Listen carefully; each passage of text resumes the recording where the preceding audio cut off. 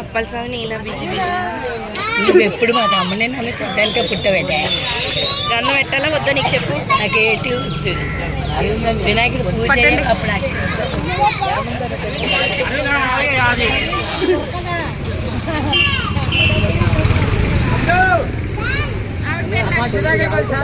మరీ ఎగస్ట్రా నీకు.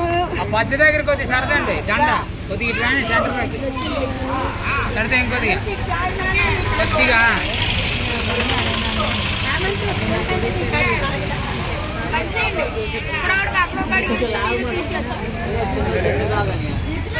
నీవే ఇంకా లాగమ్మా.